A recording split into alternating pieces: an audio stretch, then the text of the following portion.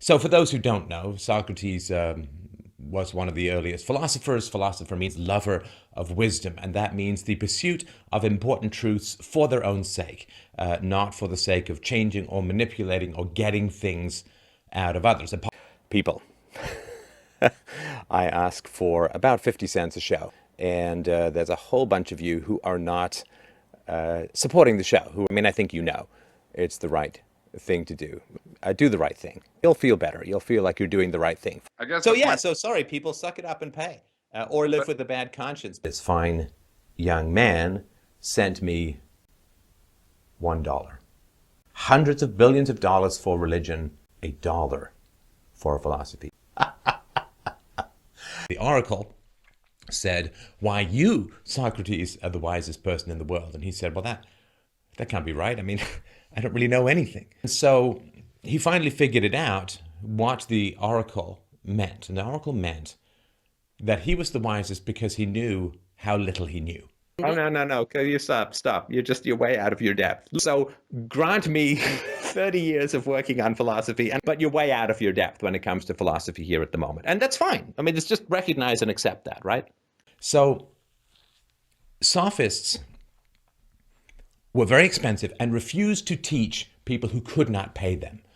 And in my own small ways, Socrates is one of my greatest influences, which is why I talk to people for free. I give my books away for free, give my podcasts away for free. So somebody says, you put your content out there for free. Well, I've never said that. There is really nothing out there that's free. So when he says you put your content out there for free, that's not the case at all. So sophistry wants you to obey emotionally laden non-arguments. And why be good? Because fuck evil, that's why. Fuck them! Fuck communists! Because fuck lazy people, because fuck stupid people. They can fall down the economic ladder to the position that they're actually qualified for, which is to ask you if you want your fucking fries with your Happy Meal. Fuck the stupid teachers. Fuck the bullshit unions. Fuck the debt. Fuck the Fed. Fuck it all. Fuck evil. And so we want to be thought well of, and we're afraid of being thought badly of. And so a sophist will play on that kind of situation. You know, there was the argument that was made by a number of people, if you don't vote for Obama, you must be a racist. Apparently, only focusing on his race is not racist, but evaluating his policies and his thoughts and arguments, apparently that is racist. Anyway, if you hated George Bush and you don't hate Barack Obama, then you're a fucking racist. A southern fried watermelon chewing racist. When we claim to know something that we simply don't know, when we become invested in falsehood, we build our houses, so to speak, on the cloud castles of irrational superstitions. And because I know that you came from a difficult past, because I know that you came from a humiliated past, because I know that you were hit, or you were beaten, or you were attacked, or you were raped, or you were verbally abused, or you were neglected. And I know that nobody is born that way. I know that nobody's born that way. My daughter doesn't have a retaliatory bone in her body. I know that nobody's born that way. I know that people are made that way. And I know how they're made that way. All that you're showing me is what your childhood was like. And sophistry is designed to make you dependent upon the approval or disapproval of the sophist, right? Because it'll be like, whoa, we're way ahead. We're not circling back to have you catch up. Let's just keep moving. The magic would actually exist as part of their physics. Well, I've got to tell you, you were very close to following a logical argument, but I'm afraid you jumped off the cliff at the end. So we're going to have to move on to the next caller. But thank you very much for the call. And Mike, who do we have up next? Okay, well, I'm afraid we haven't moved one bit from the beginning of our conversation, which means to me that it's a good time to move on to the next caller. So I really do appreciate your time, but thank you very much. I'm afraid that the mantra of experience in genetics doesn't really answer anything. It's just another way of saying, I don't know the answer, but I'm going to make up some answer.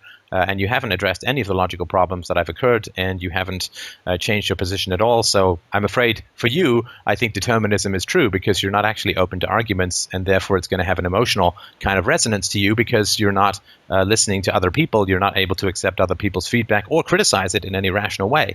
And therefore it's going to feel like determinism is true because that's how you're acting. But that's your personal choice in how you act. That has nothing to do with reality, truth, or philosophy. So if you could move on to the next caller, James, I would really appreciate it. Anyone who's not willing to step you through the argument but wants you to accept the conclusion is a sophist and is using that argument in an emotionally manipulative way in order to get you to do what he or she wants. And I think it's a bit of an unfair characteristic of me, characterization of me. It's not. That's no, stand. No. You told me you have never confronted anyone morally. I confronted people on actions that I find repugnant. Right, not morally. You're just saying the same thing I just said. Okay, but that's fine. But that has nothing to do with ethics. And nothing to do with philosophy, and nothing to do with virtue. They are definitely attempting to control you and get you to do what they want. Stop talking about evildoers and trying to get on the bandwagon of moral virtue. Like, stop using the terms. You don't fight evildoers. And you say, well, but I'm a libertarian. And I say, yes, but you told me you didn't fight evildoers. And you're like, well, but I do confront people that evil do. I said, but you don't believe in evil. You said, well, but it's the same when I have a negative. No, you are not a moralist. You are not a philosopher.